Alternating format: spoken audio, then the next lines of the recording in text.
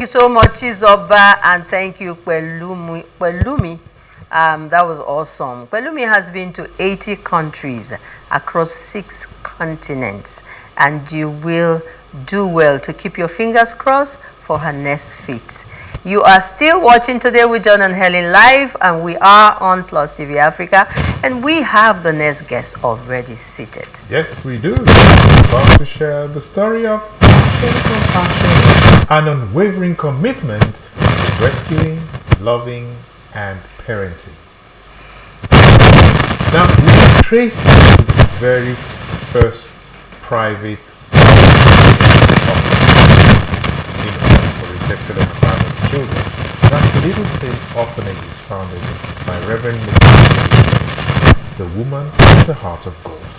Yes, this experience will be shared today not by Reverend Mrs. Diligent herself, but her daughter, Temitayo, who is currently director and trustee of the branches of the Little Saints Orphanage. There's 6 branches, in fact.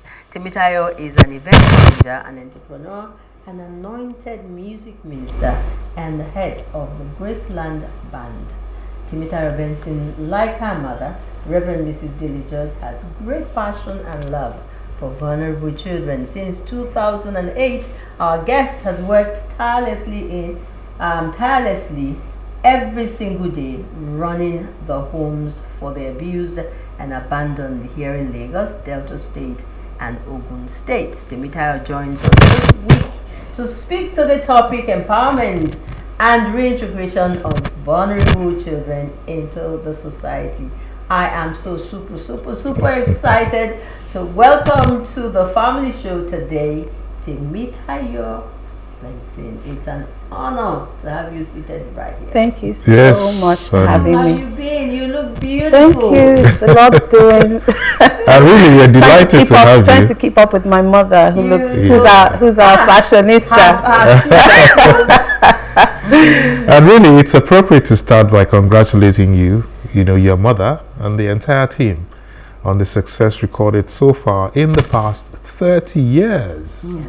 Amazing. And counting. I'm sure she'll be wondering, 30 years just like that. It just goes, it looks like it goes by so fast, but a lot has been accomplished. You tell us a lot. You tell us a lot, that has gone by. And your smile is infectious, by the way. Thank you. I can't stop smiling. That introduction alone it warmed my heart. It took me to many places of our journey, which I'll share with you.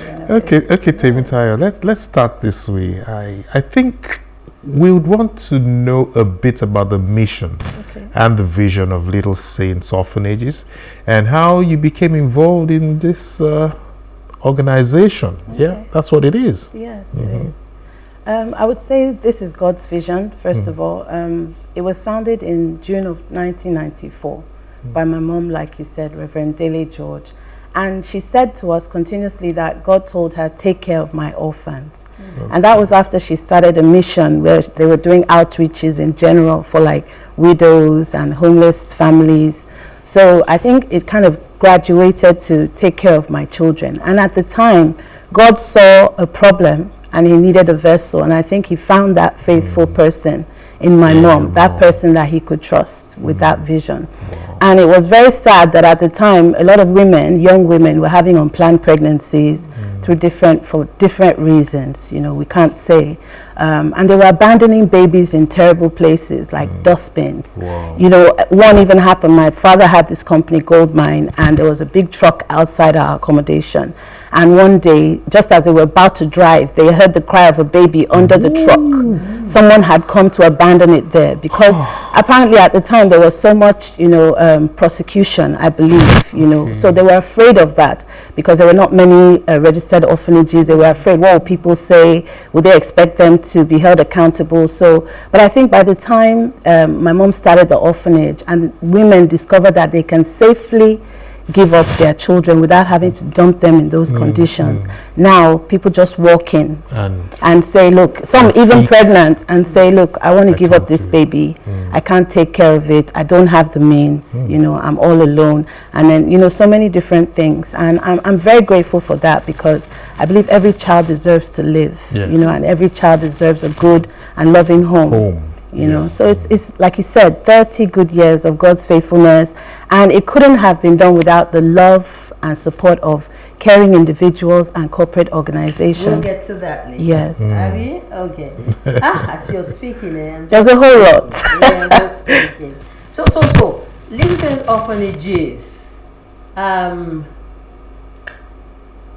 So many children have passed through there. Yes. Some have gone to homes. Yes. Some are still there. Would you have a calculation, somehow, an idea of how many kids have passed through in the past? I would say it's over 1,000 have passed through. Yes, in the 30 years. Some have been adopted. Some came as babies. They were adopted immediately. Some were adopted when they were just toddlers. You know, and some are in the U.S. right now with families. Some are in the UK, some are in the Netherlands. And we even had some people from the Netherlands. They specifically wanted children with like disabilities to take care of, like, you know, the cleft lip. Yeah, all kinds of conditions, because they had the facility to take care of them abroad. So they were very lucky. And we have the children with us now that were not adopted, but by the grace of God, they're still getting the love and the care that they need. Some of them are in different levels of education, all the way from primary to the university. We have about 55 graduates right now in the orphanage. So God is doing wonders. How sweet. Challenges.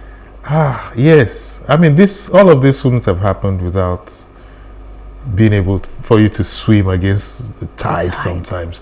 Challenges here and there. Would you want to share some outstanding occurrences or whatever? I think the toughest part initially was a lot of the children were at home. They weren't going to school because the cost of putting them in school was so much. You know, you have about at the time it was about 200 children not adopted, and they needed to go to school. So thankfully, you know, we have a lot of citizens who responded to our letters for sponsorship, and they would take care of the different levels. They might say, well, I want to take care of a child's education for primary, or I want to take care of another child's education for university. So that made a whole lot of difference. At the moment, a lot of them are going to school. Some are in primary, secondary, some are in the university. So we still need support in that area. So that's actually one of the challenges. Another one is we need mentorship, because a lot of the children, people think that it comes naturally, even to administrators and people who work with children, teachers, to take care of some aspects of their development. But the reality is that one person can't do it all.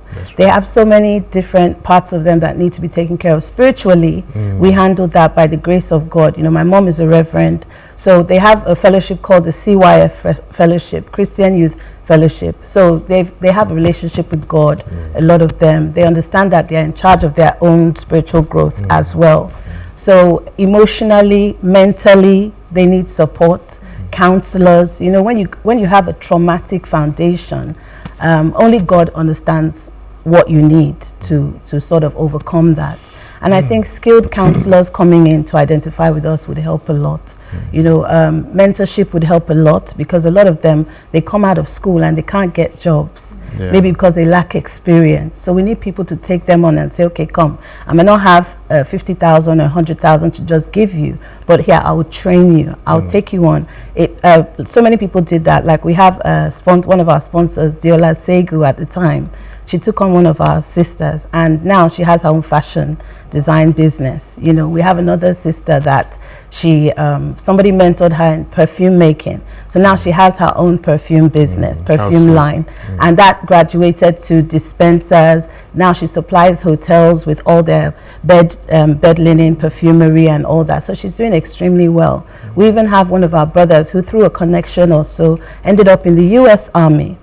Yes, so there's so many, and I think it takes someone to help someone. You know, even Jesus needed disciples. We need people to come on board and make it. Now you're sounding like Reverend. Did you catch something like this? Yeah, sister. One of our brothers. Yeah.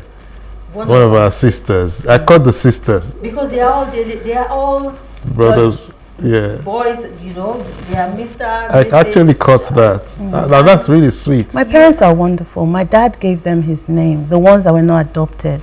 So it was like an indirect adoption, because they needed a name to register, for example, at banks, even for their NIN, even for different levels of their education.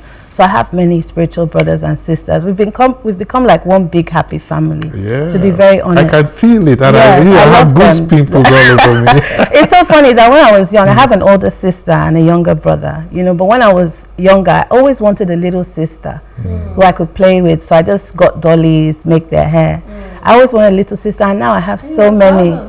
Do So you many still to want count. to add one brother? You have one here.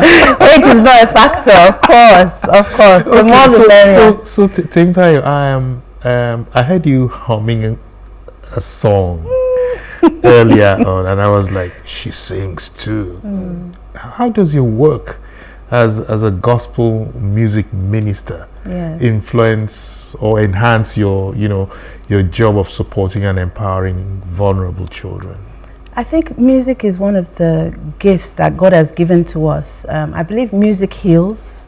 I mean, there was a time in my life, I would say, when I needed support, I needed direction. I was like a spiritual baby, let's put it that way. I wasn't really like a strong Christian at the time. And certain people's music, they sort of helped me gain perspective on my walk with God, how I should think, how I should carry myself in terms of purity, in terms of relationship with God, intimacy with God.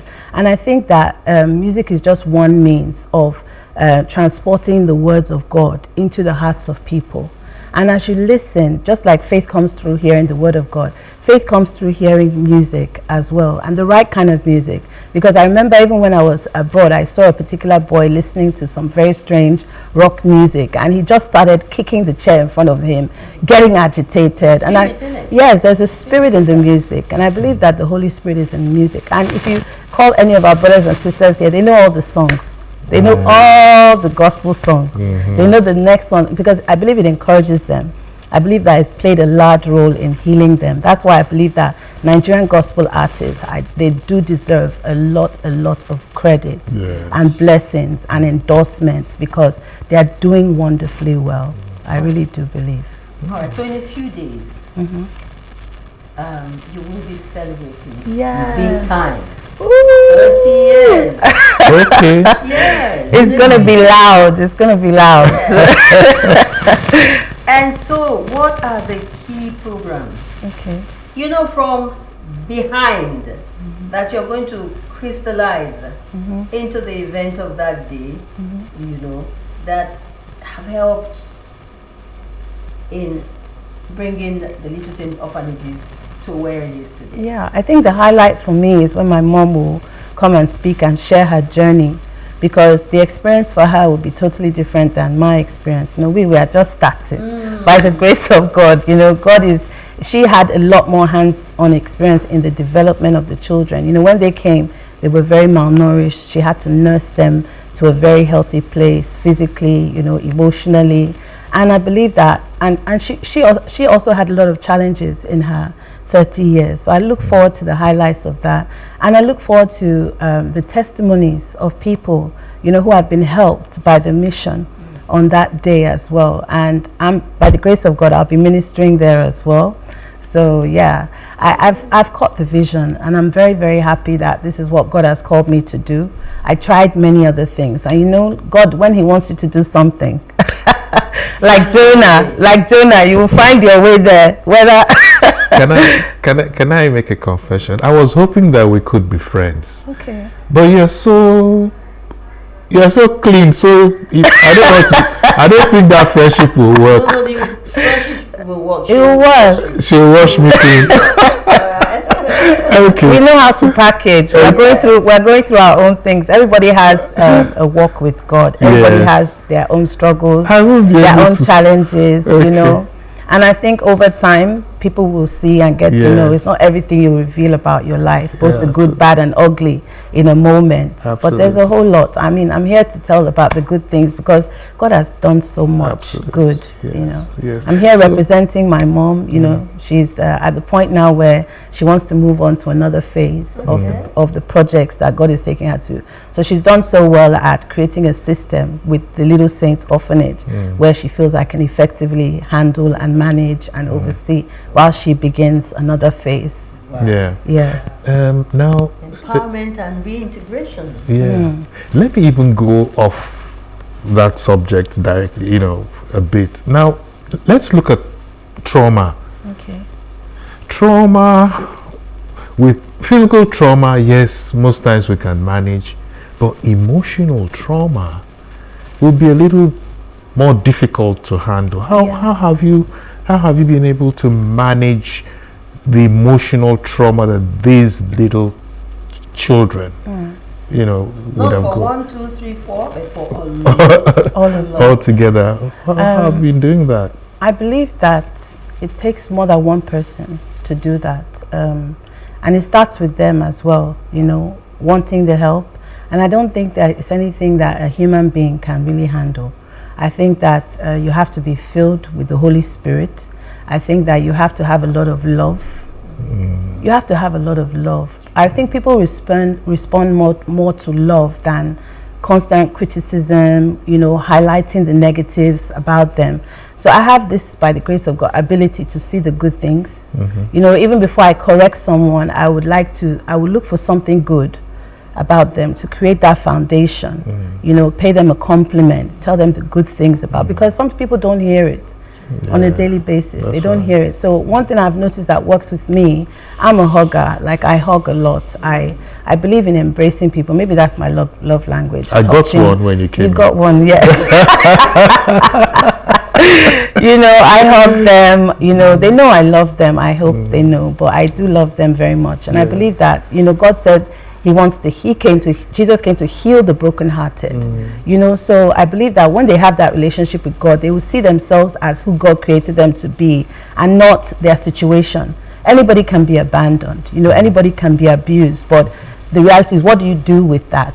Do you allow what perspective do you choose to have about that? So I think that's where it all happens. That's where the battle is, in renewing their mind, to help them see that even whether you were even a child that's brought up in a home with 2 parents and siblings can still go through abuse and trauma. That's right. You know, so it's not about that. It's about what you do from now. It's how you overcome that trauma, you know, and become everything you were created to be. Whoa. Thank you so much. Yes. Whoa. The Little Saint orphanages does not exist in isolation. We work with a lot of people. Yes. So what role do you believe that the community and the society at large can play and has been playing, you know, in the empowerment and the reintegration of the children that are with you?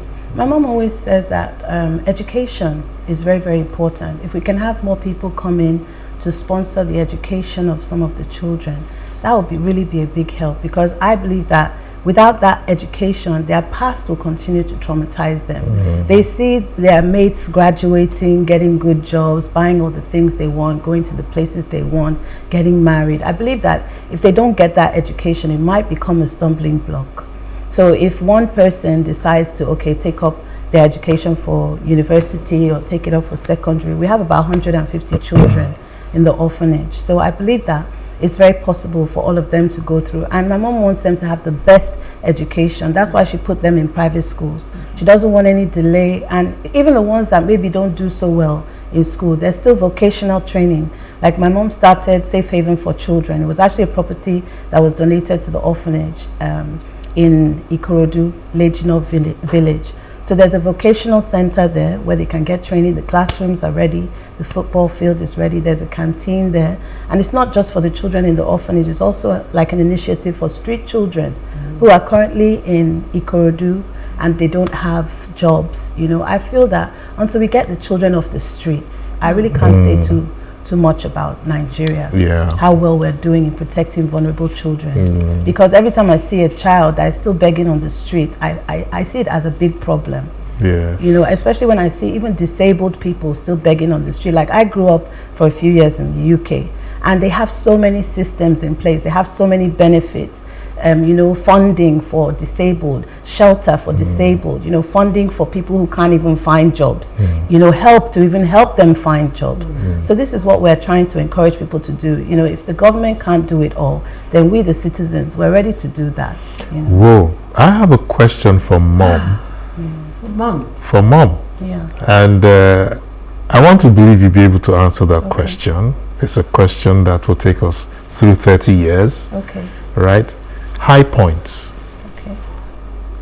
over the 30 years, could you just pick 1, 2 high points of the last 30 years for Little Saints Orphanages? There are so many. Yeah, that's what I said. We have so many wonderful Nigerian citizens and corporate organizations. So they've done so much. I mean, the houses that the children are currently living in were donated by individuals. Go. Yes, the accommodation they're living in was donated. Some people donated buses so that they wouldn't have to all rely on public transport and always be late. So there's buses that take them to school. We have some success stories of some of our children, like I told you before, who have graduated because of this sponsorship of education. Some of them are married now. Like my mom says, she has many grandchildren now. Many spiritual grandchildren. And she knows them all. She relates with them all, you know. So those are the highlights for me. So she gave out all of these boys and girls in marriage? Yes. At some point? Yes. And so many are still to come. Many more marriages, many more graduates, you know. And so we're praying for mentorship. We have so many mentors that have already come, and there's still so much more to do. All right, we've been told that we have like 2 minutes. Okay. And those 2 minutes, John, I think we should allow Temitayo to say her final thoughts. You know, perhaps somebody just tuned in the last 2-3 minutes and hasn't heard everything that you've said about the Little Saint Orphanages. What would be 2 or 3 things that you would like to register? To live with us, yes. To live with us, yes. Okay. Well, Little Saints is not the only private orphanage. There's an association for the registered private orphanages in Lagos. It's called ASOHON. That was another initiative that was founded by my mom. So I would like people to identify, you know, more. Google, connect, and it's not just financial. Like I said before, it's mentorship. We need mentors. If you give a child 50,000 for it, you've given them enough to eat now with all the prices that have gone up for like a week. But if you teach them a trade, how to start their own business, they will feed for a lifetime. So I will really pray that a lot more people will decide to identify in the area of sponsorship and mentorship. And I would just want to use the last few moments to thank people, because without them it's not possible. It's not possible. If my mom had no support from patrons and, you know, corporate organizations, she wouldn't have been able to achieve all this. If she didn't have the support of other missionaries who decided to come in and also volunteer their time and volunteer their talents and their giftings, it wouldn't have probably been as successful as it is now. So 30 years, there's so many people to thank, and I believe we're still going to do that over time. Keep thanking people, keep appreciating people, because God has raised people with real hearts of gold. She's not the only one with a heart of gold, like yourself. You've been with us for so many years, so many years, and I actually deeply love you. We're very, very close, and I'm grateful for the opportunity to come and speak. I'm so happy to meet you also. I'm sure that we're going to have our own, you know, testimonies of all the wonderful things that is going to happen after this. Great stuff. Great stuff. I do believe that the impact that the Little Saints Orphanages has had on the lives of children, families, and this society and this nation called Nigeria at large, since inception, is best imagined. We really can see it. All right, congratulations. Thank you so much for having me. Thank you so much for coming today. Thank you so much. My love to mommy. Thank you. Yeah, wow. So dreams sure do come true. Congratulations for exhibiting so much unconditional love and selflessness. You know, our regards, like you said, to Mom, Reverend Mrs. George, the visionary founder of the Little Saints Orphanages. All the best. Thank you so much. All right, so empowering and reintegrating the rejected, the abandoned, and vulnerable children into society by Temitayo Benson there. Next is a quick stopover. I hope we can do that very quickly at the gym with Dolly Phillips. We return after to unbundle the controversy surrounding Japa divorce syndrome with Enno Martins. You don't want to miss it. Yeah. Right now, let's go keep fit and stay healthy and happy.